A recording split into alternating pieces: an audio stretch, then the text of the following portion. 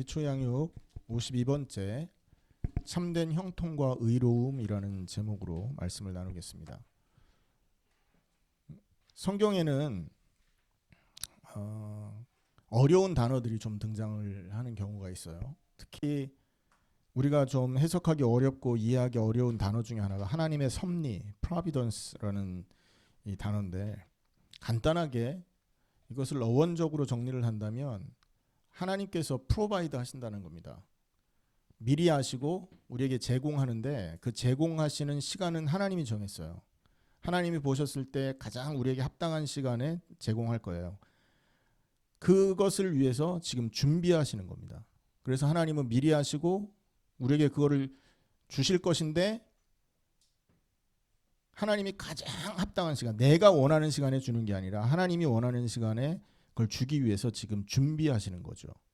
이게 프로비던스, 그 하나님의 섭리라는 말의 어원적인 뜻입니다. 그런데 실제적으로 보면 이 하나님의 섭리라는 것을 성경적으로 해석을 하다 보면 결국 뭐냐 하면, 우리의 모든 일상 가운데 보이지 않는 하나님의 손이 하나님의 뜻 가운데 우리를 이끌고 계신다라는 게 하나님의 섭리라는 거예요.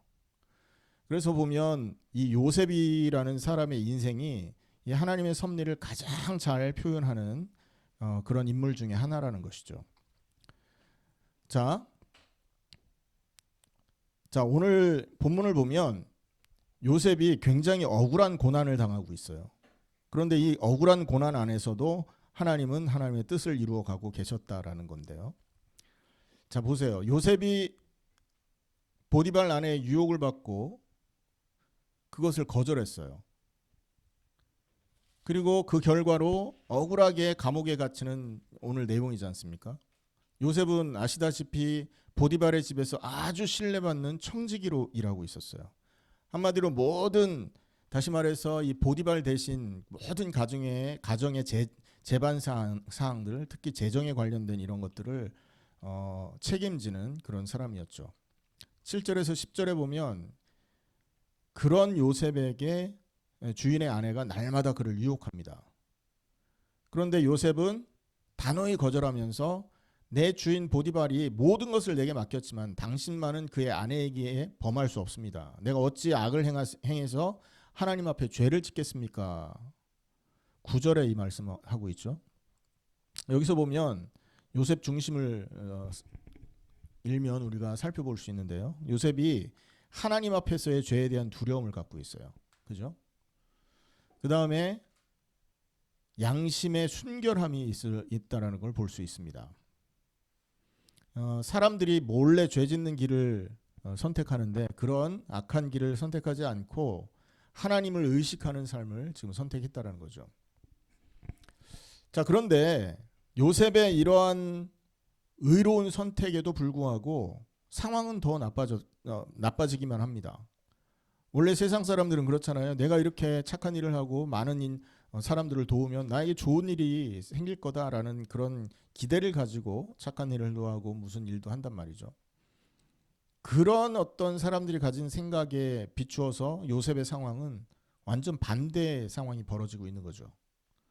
분명히 하나님 앞에서 좋은 일을 했고, 또 하나님에 대한 두려움과 그 양심으로, 중심으로 하나님 말씀 앞에 서는 이러한 그 어떤 결정을 했음에도 불구하고 더욱더 억울한 일, 더욱더 힘든 일이 요셉의 삶 속에 지금 들이닥쳤다라는 거예요.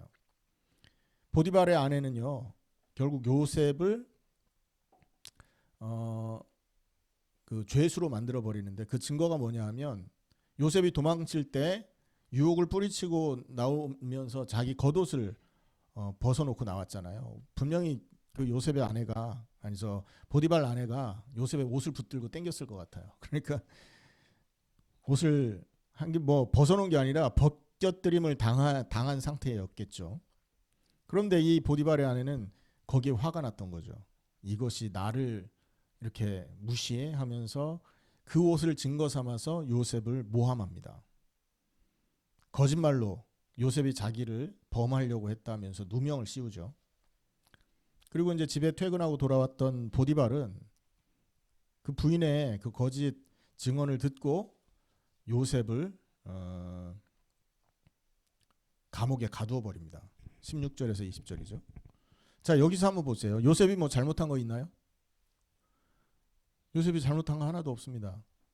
보디발의 명령대로 열심히 일을 수행했고, 그리고 또 보디발이 가장 사랑하는 아내를 보호하기 위해서 자기가 그렇게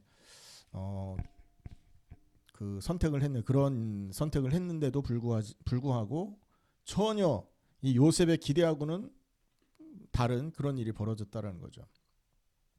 잘못이 전혀 없어요. 근데 죄인 취급을 받아서 노예 신세가 됩니다. 죄수 신세가 되죠. 자, 여기서 세상 사람들이 생각하는 착한 일을 하고 또 좋은 일을 하고 많은 사람을 도우면 자기에게 좋은 일이 벌어질 거다라는 기대가 완전 무너지는 거 아니에요. 완전 정반대의 일이 벌어진 것이에요. 정반대의 일이 벌어진 것이죠. 그런데 이 대목에서 사람들이 생각하지 못하는 아주 중요한 진술을 하나님이 하나 더 하신다라는 겁니다. 여러분 39장 2절을 한번 읽어보겠습니다.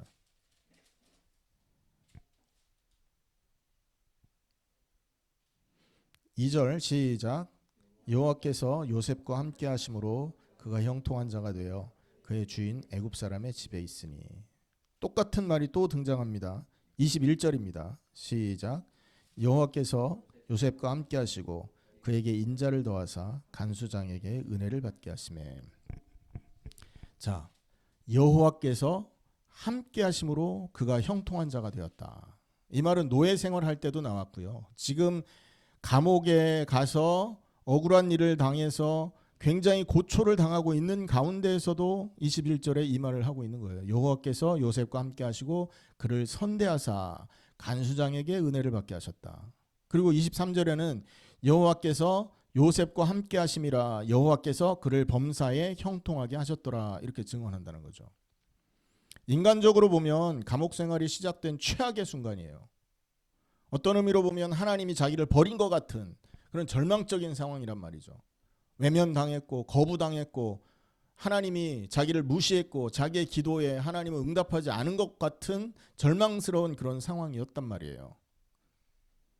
그런데 그 순간에도 하나님이 지금 함께 하셨다라고 여전히 일관되게 강조를 하고 있다는 거예요. 어떤 의미에서 보면 요셉을 감옥에 이렇게 가게 함으로써 더 하나님과 끈끈한 교제를 할 수 있는 시간을 벌었다고도 볼 수 있지 않겠습니까, 여러분? 감옥 생활이 시작됨으로 해서 요셉은 더 하나님과 함께 또 하나님과 깊이 사귈 수 있는 최고의 형통한 시간을 갖게 되었다라는 것이죠. 성경의 오늘 이 저자 모세는 이 일관되게 강조하는 게 있어요. 요셉의 성공 그리고 형통의 원인을 일관되게 강조하죠. 그게 뭐죠? 일마다 잘된 것은 모든 요셉이 하면서 잘 되고 이렇게 응답으로 여겨졌던 모든 것은 하나님이 함께 하심으로 가능한 일이었다는 겁니다. 다른 말로 요셉의 재능과 공로가 아니라는 거죠. 무슨 말인가 이해되십니까? 요셉의 재능이나 공로가 아니라 여호와께서 함께 하셨기 때문에 이런 일들이 가능해졌다. 심지어 요셉은 감옥에서조차 하나님을 떠나지 않고 하나님은 감옥 생활을 하고 있는 요셉을 버려두지 않고 그와 함께 하셨다. 더 은혜를 베푸셨고 그 요셉이 고통당하고 더 문제당하지 않게 하려고 간수장에게까지 하나님이 은혜를 베푸셔서 이 요셉을 보호하셨다라는 걸 볼 수 있습니다. 여기서 우리는 중요한 사실 두 가지를 좀 발견하는데요.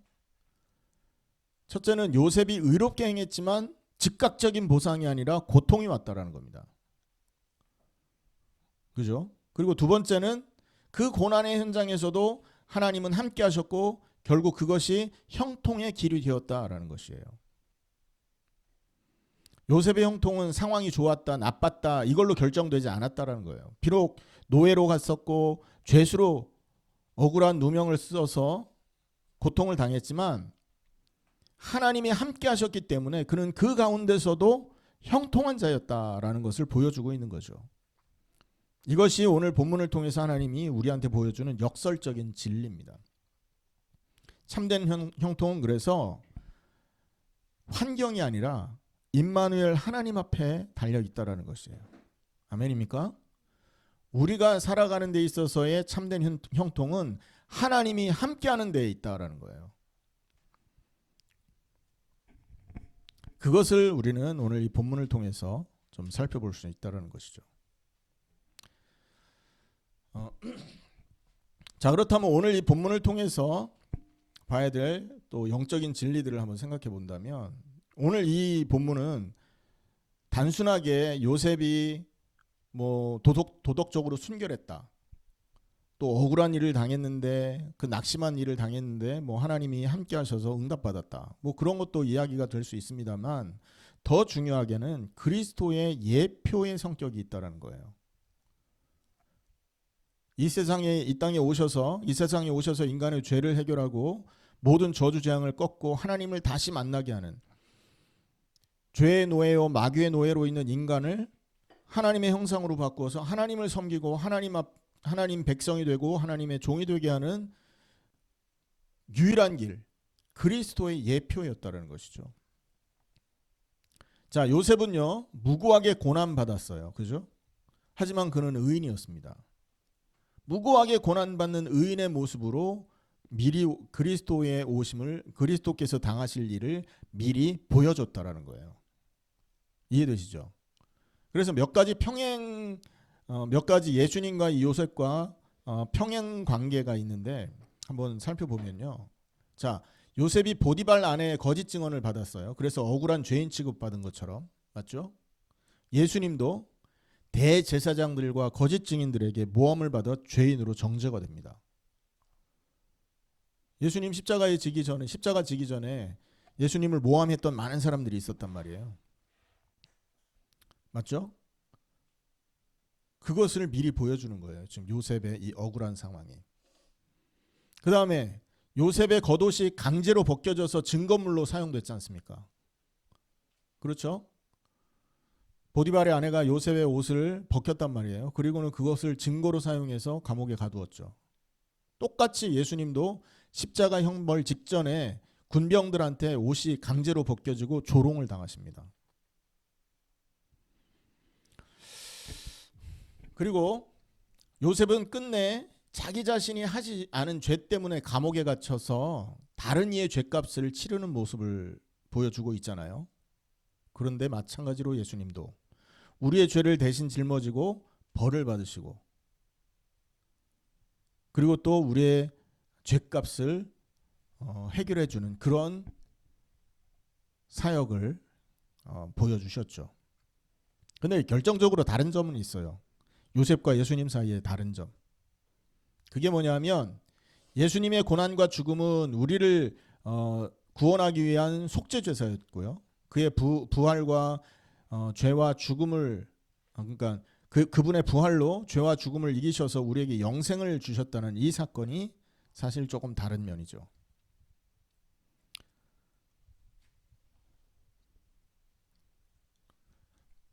그리고 또 이러한 예수님과 요셉의 연결고리에는 우리한테 복음의 중요한 그 진리를 또 이렇게 강조하는 그런 기능이 있어요. 자, 요셉은 보세요. 자신의 의로움을 끝까지 지켰어요. 그죠? 그리고 끝까지 자기의 의로움을 지켰어요. 그러나 그 의로움으로 즉시 구원받는 그런 응답을 받지는 못합니다. 맞죠? 하나님의 때를 기다려야 했잖아요. 술 맡은 관원장, 떡 맡은 관원장, 그리고 또 그 풀려난 그 술 맡은 관원장이 요셉을 구원해 주겠다, 내가 너를 소명해 주겠다고 나갔는데 잊어먹어 버리지 않습니까? 그래서 이렇게 하나님의 때를 기다려야 했던 그런 모습이 있어요. 마찬가지로 우리 인간도 있지 않습니까? 이것을 통해서 우리가 알 수 있는 건 뭐냐면 인간의 선행. 그러니까 이 요셉의 의로움, 요셉이 보여줬던 그 의로움은 당장 자기 자신을 구원해내지 못한 것이지 않습니까? 그래요, 안 그래요? 이것이 복음의 진리라는 겁니다. 뭐냐면 인간의 우리가 가지고 있는 나 자신의 어떤 선행, 그리고 뭔가 의로움, 이걸 가지고는 구원의 길을 열 수 없다라는 걸 보여주는 겁니다. 요셉이 의로웠으나 감옥에서 바로 구원받지 못하고 하나님의 때를 기다렸던 것처럼 우리가 가지고 있는 의를 가지고는 하나님의 때를 기다려야 된다라는 교훈을 준다는 거죠. 바로 구원받는 길이 아니라는 겁니다. 이 우리가 갖는 의는 결국 하나님의 은혜로 값없이 의롭다 하심을 얻어야 하는 때를 기다려야 된다라는 것이죠. 그것을 말하고 있는 것입니다. 이해되십니까, 여러분? 이 복음의 진리를 이 요셉 사건을 통해서 지금 얘기하고 있는 거예요. 신약 성경은 반복해서 이 점을 강조하지 않습니까? 사도 바울이 말하죠. 내가 가진 의는 율법에서 난 것이 아니요 오직 그리스도를 믿음으로 말미암은 것이다 라는 고백을 합니다. 이 말은 뭐냐 하면 우리가 가진 의로움, 우리의 행위, 우리의 어떤 겉모습으로 드러낼 수 있는 이런 올바른 것, 이런 행위, 이런 모습들은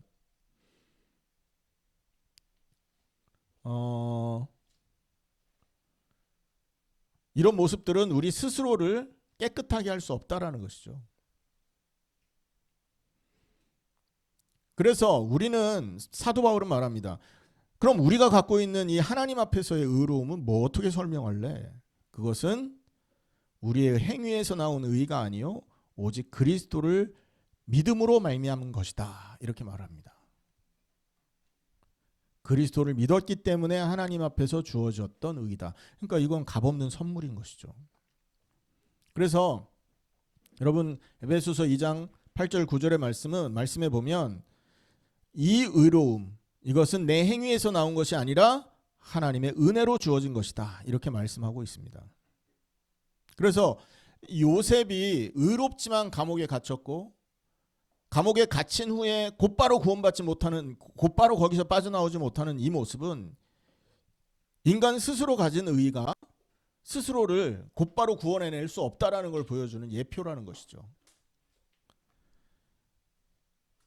우리가 정말로 하나님 앞에서의 의를 가지려면 하나님의 은혜의 때가 필요하다라는 것이에요. 그것을 보여준 것입니다. 자, 요것을 신학적인 용어로 의의 전가라고 합니다. 영어로는 transfer of righteousness라고 해요. 그러니까 의가 transfer 된 거예요. 아무 의로울 자격이 없는 인간에게 그리스도가 가지고 있는 완벽한 의가 우리에게 전달된 겁니다. transfer 된 거예요. 우리의 죄를 하나님은 예수님에게 다 전가, 트랜스포 시킨 거예요. 그리고 예수님의 완전한 의를 우리에게 입혀주신 거라는 거죠. 그래서 고린도 후서 5장 21절에 이걸 분명하게 표현하는데 이렇게 말합니다. 하나님이 죄를 알지도 못하신 예수님을 우리를 대신하여 죄로 삼으신 것, 전가죠. 우리가 가지고 있는 죄가 예수님에게 옮겨가서 죄인 된 게 아니라 죄가 된 겁니다. 무슨 말인가 이해되세요? 하나님이 보셨을 때 예수님은 죄인이 아닙니다. 하나님이 보셨을 때 그냥 예수님은 죄덩어리인 거였어요. 그 당시에. 그래서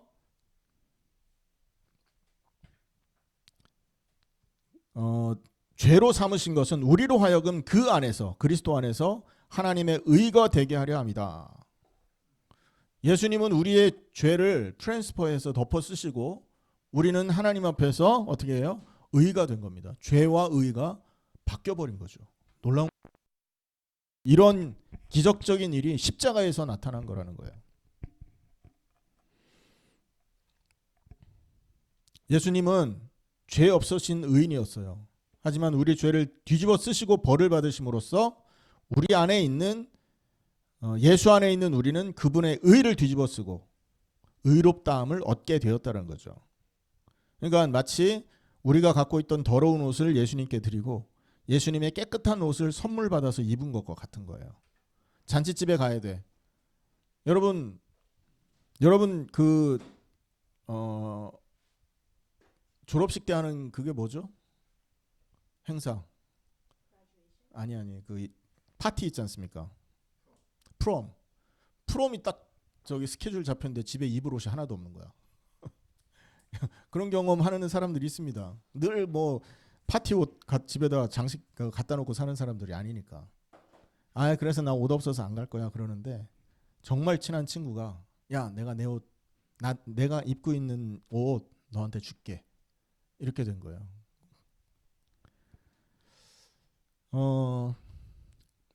뭐 사실 그런 상황이 오면 나 안 입어 하고 안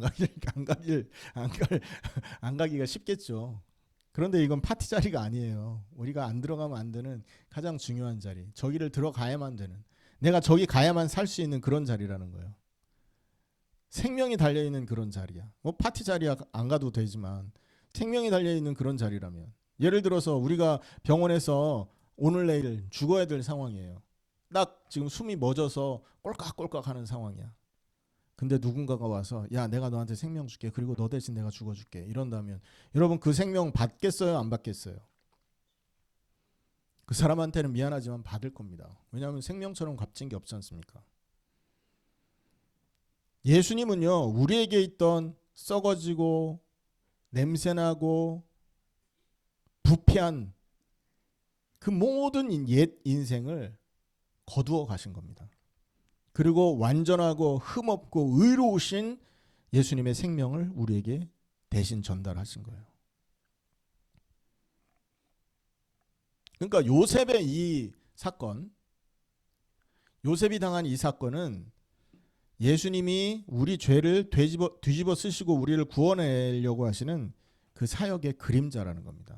감옥에 갇혀서 오랫동안 나오지 못한 이 모습이 바로 예수님이 인간의 의의를 가지고는 절대 스스로 구원받을 수 없으니 나의 때를 기다려라. 내가 너를 위해 죽어주고 너의 우상의 옛사람을 걷어내고 나의 완전한 새 생명과 의로움을 너에게 선물해 줄게. 그것을 말하고 있었다라는 거죠. 그러니까 이것은 죄의 그 용서, 죄 사함의 극단적인 그림자라는 거예요. 자, 이렇게 예수님의 의를 뒤집어 쓰고 우리가 구원받는 이런 모습은 성경에서는 더 깊이 얘기를 하는데 뭐라고 하냐? 예수님과 연합이라고 말합니다. 그러니까 죄가 되고 예수님의 생명이 우리한테 트랜스퍼 된 것은 예수님과의 하나가 된 예수님과의 연합을 말하는 거죠. 우리의 죄된 자아가 그리스도와 함께 십자가에 못 박혀 죽고 새 생명을 얻었다라는 거잖아요. 죄악된 옛 자아는 없어지고 그 자리에 예수님이 오셔서 내 인생을 예수님이 주관하고 계시는 겁니다. 로마서 6장의 가르침은요. 이 믿음의 사람들이 예수님의 죽음과 부활에 동참하게 되고 그 결과로 이전에 죄인이고 노예였던 옛사람은 없어지는 거예요. 그리고 예수님이 가지고 있었던 새로운 생명과 예수님이 가지고 있었던 의로움이 우리에게 전달되었다 이렇게 말하는 것이죠. 그래서 고린도후서 5장 17절 기억하시지 않습니까? 누구든지 그리스도 안에 있으면 뭐가 된다고요? 새로운 피조물이라. 이전 것은 지나갔으니 보라 새 것이 되었도다. 이 말은요. 그리스도와 연합한 성도는 이 죄를 예수님이 죄를 뒤집어 쓰시고 예수님의 의를 전가받은 트랜스퍼한 우리는 죄와 의가 트랜스퍼 되어서 예수님과 함께한 우리는 어떻게 된 것이라고요? 완전히 새로운 신분을 얻게 되었다라고 말을 하는 것입니다. 완전히 새로운 사람이라는 거예요. 그러니까 새 피조물이 되는 것이죠. 맞습니까? 피조물은 한번 죽으면 끝나는 거 아닙니까? 근데 그 죽음에서 부활한 거예요. 예수님의 능력으로, 예수님의 부활의 은혜로. 그렇기 때문에 예수님의 부활의 은혜로 새로 태어난 이 사람들은 새 피조물인 겁니다. 그때부터는. 갈라디아 2장 20절에는 내가 그리스도와 함께 십자가에 못 박혔나니 그런즉 이젠 내가 산 것이 아니요 오직 내 안에 그리스도께서 사신 것이다. 이렇게 말씀하시죠. 예수님이 내 삶의 주인이자 내 생명이 되셨다라는 거예요. 그러니까 이 진리는 결국 뭐하고 연결되느냐? 임마누엘 축복과 연결됩니다. 임마누엘은 뭐라고요? 하나님이 우리와 함께 하시다라는 축복이잖아요. 그 단어지 않습니까? 예수님께서 십자가와 부활로 이루신 이 구원을 믿는, 예수님의 이 십자가와 부활 때문에 구원받았다, 내가 그리스도와 함께 죽은 것을 믿는다라는 이 믿음이 있는 사람은 성령을 통해 하나님의 임재가 항상 함께 한다는 거예요. 이해되십니까? 예수님이 성령으로 임재하시는 거예요. dwell in. 항상 우리에게 함께 거하고 계신다는 것이죠. 요셉한테 여호와께서 함께 하셨던 것처럼 그리스도 안에 있는 우리에게 하나님이 영원토록 함께 하시게 되는 것입니다. 맞습니까? 이것이 요셉의 사건을 통해서 우리에게 보여주는 약속이라는 거죠. 또 예수님은 마지막 부활하시고 승천하셨을 때 그 직전에 제자들한테 말씀하시죠. 내가 세상 끝날까지 어떻게 하신다? 너희와 항상 함께 있으리라. 하루만 함께 해도 좋은데, 한 주만 함께 해도 좋은데, 한 달만 같이 살아도 좋은데 영원히 너와 함께 할 것이다 약속을 하고 계신다는 거죠. 그러므로 오늘 본문을 통해서 우리가 형통이라는 것은 하나님이 함께하는 것이 형통이다라는 걸 알았는데, 우리도 그리스도를 통해 하나님과 함께한 자라면 요셉과 같은 형통함을 누리고 있는 사람임을 기억해야 된다는 거예요. 아멘. 하나님의 함께하심은 인생의 참된 형통이다. 눈에 보이는 성공이나 평탄한 삶보다는 전능하신 하나님이 나와 함께 하신 삶이 가장 형통한 삶이라는 거예요. 그리고 참된 의로움, 나에게서 난 게 아니라 그리스도께로부터 온 것이다. 그래서 우리는 누구도 이 의로움을 자랑할 수 없다. 반대로 누구도 자기 자신의 죄 때문에 절망할 필요도 없다라는 거예요. 왜요? 하나님이 보는 의는 그리스도의 의를 보기 때문에 그런 것입니다. 맞습니까? 이것이 복음의 핵심입니다. 사단은요, 우리 생각과 마음을 늘 육신적인 것, 늘 자기 자신에게로 향하게 만들어요. 왜냐? 그게 세상의 삶의 이치지 않습니까? 그죠? 형통하고 뭐 이렇게 형통한 삶이라는 건 눈에 드러난 그런 형통함을 말한다고요. 이게 세상이 가르치는 법도요, 이치라고요. 의롭다 그러면 자기 자신에게 그 화살을 돌리게 한다. 아, 네가 의롭냐라고 묻는다니까요. 여러분 의롭습니까? 여러분 속에서 하나님의 말씀으로 답이 나야 돼. 나는 의롭지 않으나 그리스도의 그리스도의 의를 옷 입어서 의로운 자가 되었다. 이렇게 대답할 수 있어야 되겠죠. 진짜 형통은 여러분 한번 생각해 보세요. 우리에게 좋은 일이 생기는 것도 형통이잖아요. 하지만 그 좋은 일을 주는 분이 누구십니까?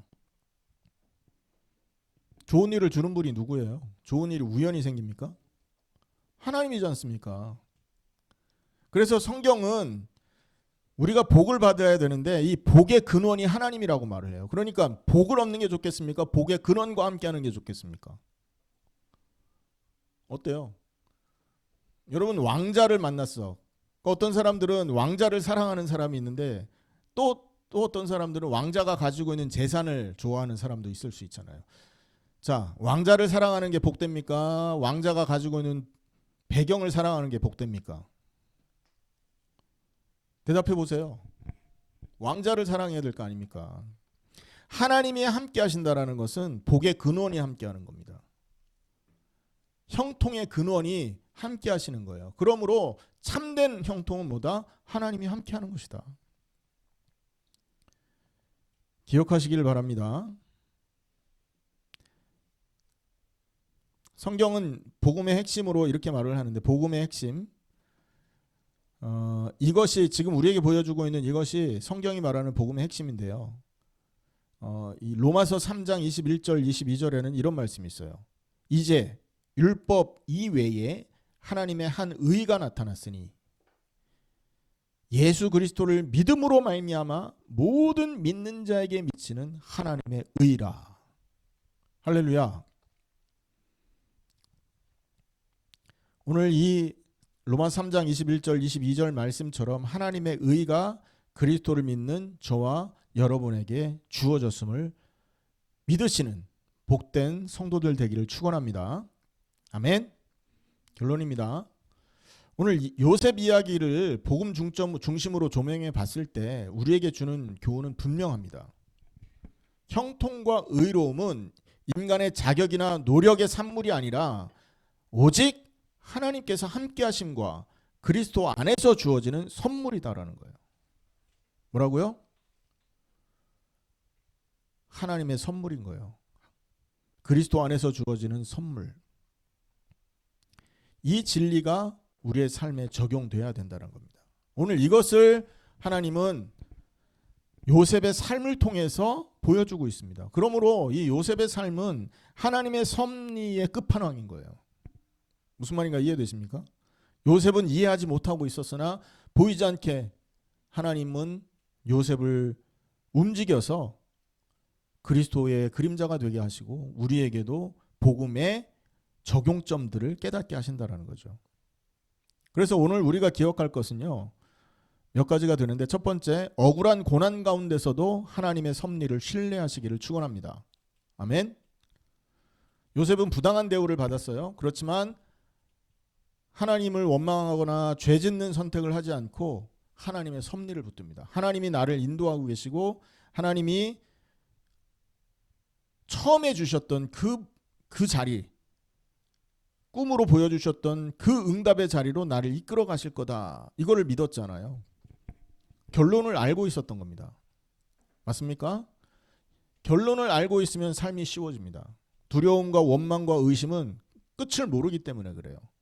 근데 우리는 알지 않습니까? 비록 내가 이렇게 힘든 상황을 겪는다 할지라도 나의 끝은 뭐다?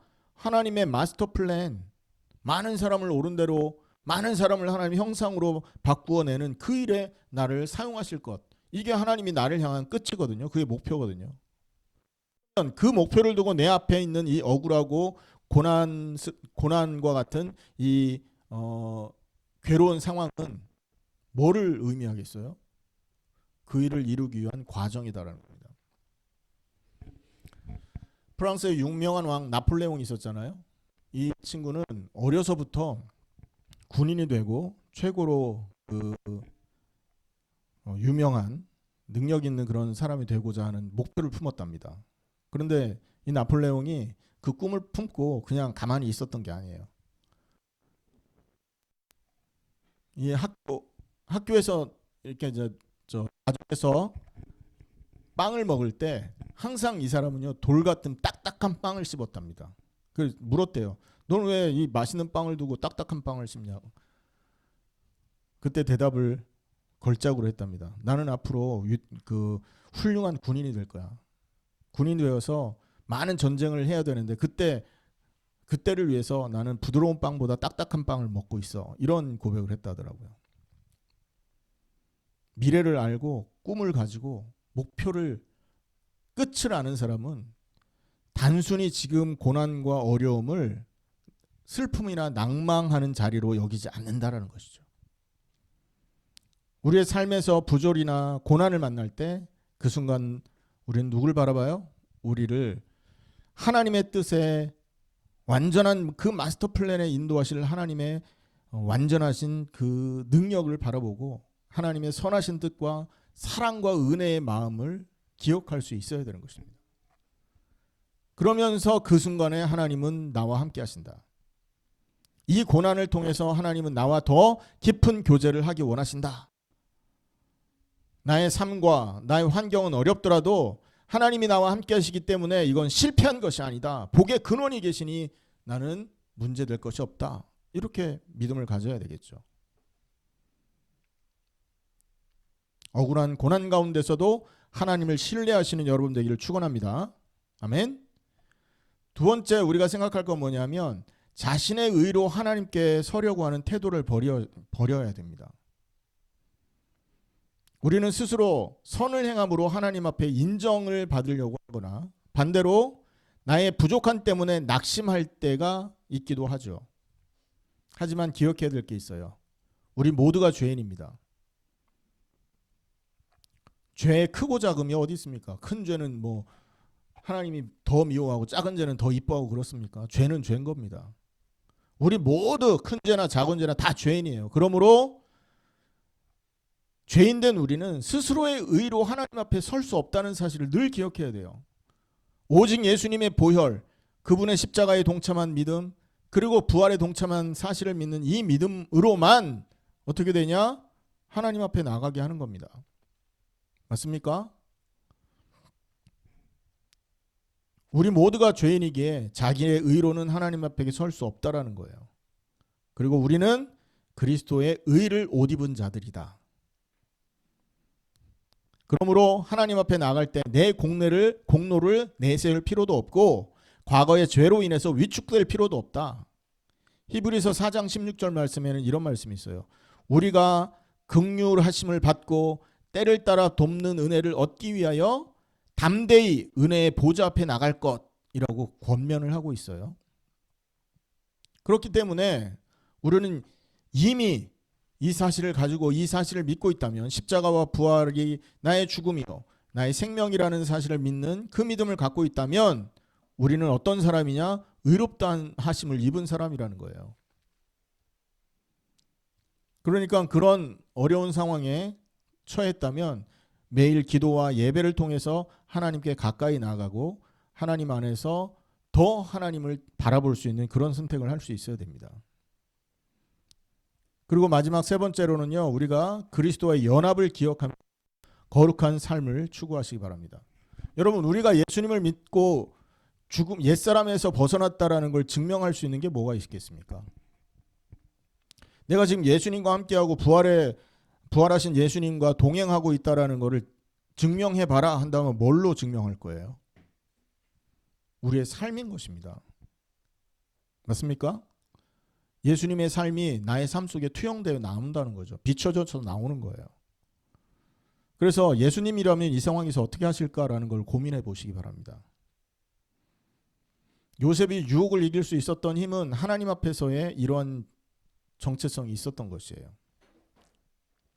오늘 우리도 유혹을 이길 힘을 그리스도와의 연합에서 얻어야 됩니다. 그리고 우리는 이미 십자가와 함께 죽어 없어졌다는 사실을 믿고 있기 때문에 그 삶이 우리 삶 속에 자연스럽게 나오게 되는 것이죠. 오늘 형통의 의미를 새롭게 정의하시길 바랍니다. 하나님이 함께하는 게 형통이고요. 우리가 복음을 통해 하나님을 만났다라는 건 최고의 형통한 사람이다라는 것을 성경이 얘기하고 있다는 겁니다. 그러므로 우리는 부족할 것도 없고 연약할 것도 없고 여러분 우리는 아쉬울 것도 없는 사람들입니다. 왜요? 복의 근원 완전하신 하나님이 함께 하시기 때문에. 요셉을 형통하게 만들어주신 그 하나님이 우리와 함께 하시기 때문에 우리는 결론을 알고 살아가는 사람이 된 거예요. 그러므로 현재에 부족할 게 없는 겁니다. 왜? 다 끝나 있기 때문에. 오늘 참된 형통과 의로움이라는 제목으로 말씀을 나눴습니다. 이 말씀 안에서 여러분 인생이 변화되고 정말 하나님 앞에 참된 형통함을 누리는 여러분 되기를 예수님의 이름으로 축원합니다. 기도하겠습니다.